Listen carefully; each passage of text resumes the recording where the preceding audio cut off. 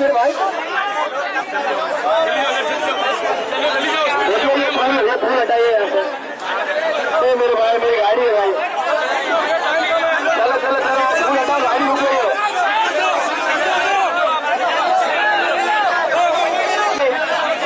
Police station में सबको आदाब सलाम, पुलिस स्टेशन में सबको आदाब सलाम, भूलिएगा मत, पुलिस का भी साथी इम्तियाज जलील, कोई गलत काम में आपके साथ नहीं। सेना कलेक्शन जो सबसे बड़ा उम्मीदवार है उसी को वोट देना, जो सबसे बड़ा उम्मीदवार है उसी को वोट देना, जो आपके शहर के विकास के लिए बात करे उसी को वोट देना। ये भूलिएगा मत, सालों से हमको धर्म के नाम पर पागल बनाया जा रहा है।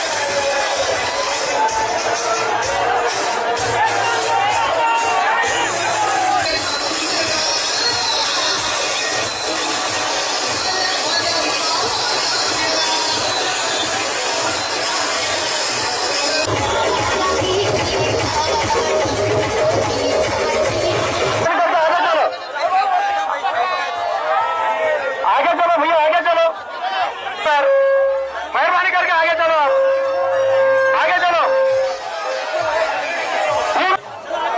आगे चलो, आगे चलो।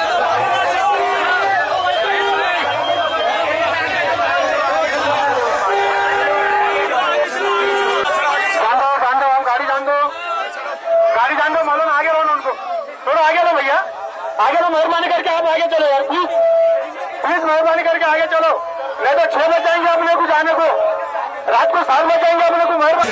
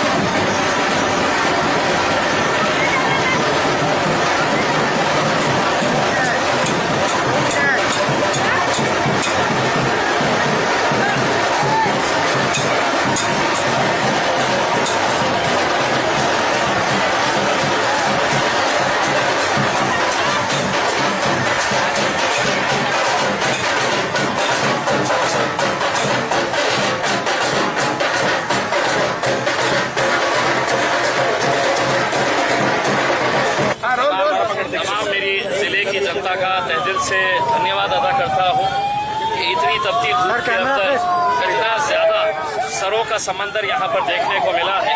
वो इस बात की गवाही दे रहा है कि अगर कोई इंसान काम करेगा तो जनता उसके साथ खड़े रहेगी। आज पहली मर्तबा इस शहर के जिले के इतिहास के अंदर हुआ है कि यहाँ पर आपको हर रंग देखने को मिला है। आपको हरे के साथ नीला भी मिला है, नीले के साथ भगवा भी मिला है, भगवे के साथ पीला भी मिला है। तो ये सब रंग मिलाकर जो हमारी पहचान बनती है वो पहचान आज हमें सड़कों पर देखने को मिली। ये हरा नीला भगवा पीला सब एक हो गए थे। सर ये क्या जादू करे आप? देखिए मैंने जादू नहीं किया, मैंने आपको पहले से ही ये बात कहते हुए आया है इस जिले के अंदर करने के लिए बहुत कुछ है, लेकिन बड़े दुर्भाग्य के साथ ये कहना पड़ता है कि जब भी चुनाव आया तो किसी को हिंदू बना दिया जाता, किसी को मुसलमान बना दिया जाता, कोई मराठा हो जाता है, कोई दलित हो जाता है, कोई ओबीसी हो जाता है। हमने ये कहा कि चुनाव जो होते हैं वो शहर के जिले के विकास के लिए होते हैं। हम वो विकास लाना चाहते हैं और सभी लोगों को ये विकास चाहिए, अच्छा काम चाहिए, नौकरियां चाहिए। बेरोजगारी से तंग आ चुके हैं, महंगाई से तंग आ चुके हैं। ये महिला मेरे साथ अगर गई है आज के दिन फॉर्म भरने के लिए तो वो इस बात का प्रतिनिधित्व करती है कि ऐसे गरीब लोगों की आवाज कौन उठाएगा, मुझे ये बताइएगा। जिन गरीबों का पैसा लूट कर है तो धन्ना सेठा भाग जा रहे हैं, कोई कार्रवाई नहीं हो रही है। ऐसे हजारों की संख्या के अंदर ऐसे गरीब लोग हैं जिनकी कोई आवाज उठाने के लिए तैयार नहीं है। ये मेरे साथ अगर आई है तो उसे मालूम है कि इसकी आवाज मैं उठा रहा हूँ करके, इसके साथ मैं खड़ा हुआ हूँ करके। तो यकीनन अब इन लोगों का आशीर्वाद रहेगा, इन लोगों का साथ रहेगा तो दोबारा मौका मिलेगा। और एक बार फिर से कहना चाहता हूँ, अगर इम्तियाज जलील ने काम किया है तो जनता ने उसे वोट देना चाहिए, और अगर नहीं किया है, मुझसे बेहतर कोई अच्छा शिक्षित कैंडिडेट है, मुझसे बेहतर कोई लोकसभा के अंदर प्रतिनिधित्व करने वाला है तो आप उसको वोट डालिए, लेकिन महज जाति, धर्म और मजहब के नाम के ऊपर वोट डालना बंद कर दीजिए। सर पिछले 2 दिनों से बीजेपी की सभी सभाओं के अंदर हिंदू मुसलमान का रंग शुरू कर दिया गया है। देखिए हम देख रहे हैं कि पिछले 2-4 दिनों से भारतीय जनता पार्टी के नेता, और शुरुआत जो हुई है वो पंतप्रधान नरेंद्र मोदी साहब की तरफ से हुई। जब उन्होंने इस तरह की भाषा का प्रयोग किया कि सबको पता चल चुका है कि मोदी घर में घुस के मारेगा। एक पंतप्रधान को इस तरह की भाषा शोभा नहीं करती ही है। उन्होंने बाद में जो बयान दिए हैं कि कांग्रेस का मैनिफेस्टो क्या है कि पैसा इकट्ठा करो और पैसा इकट्ठा करके ये एक विशेष समुदाय को देना, तो मेरे हिसाब से विकास के मुद्दों के ऊपर बात अगर होगी तो शहर का विकास होगा, जिले का विकास होगा।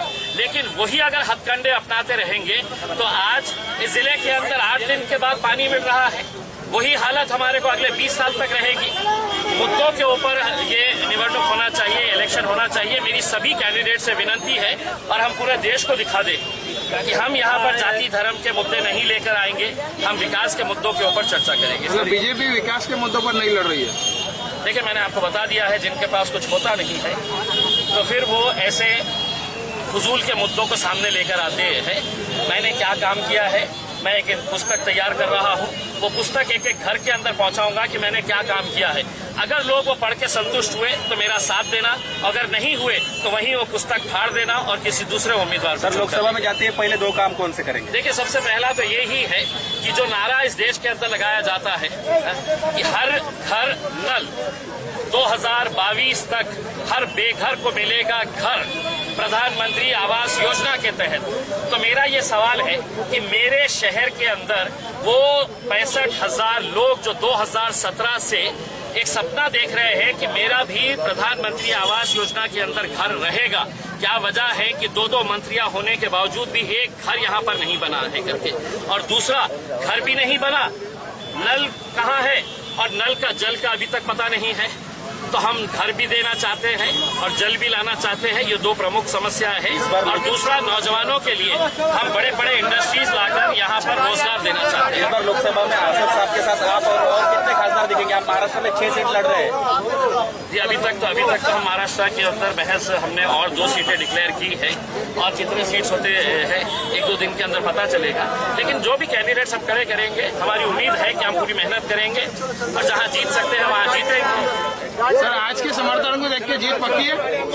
देखिए, मुझे यकीन था कि इतनी संख्या के अंदर लोग आने वाले, सर 1 मिनट से, इतनी संख्या के अंदर लोग आएंगे करके मुझे पूरा विश्वास था, पूरा यकीन था। और मैंने किसी को भी, इसमें से कोई एक आदमी ऐसा नहीं है जिसको 200, 500 या 1000 रुपये देकर लाया गया। ये अपनी मोहब्बत से अपने गाड़ियों के अंदर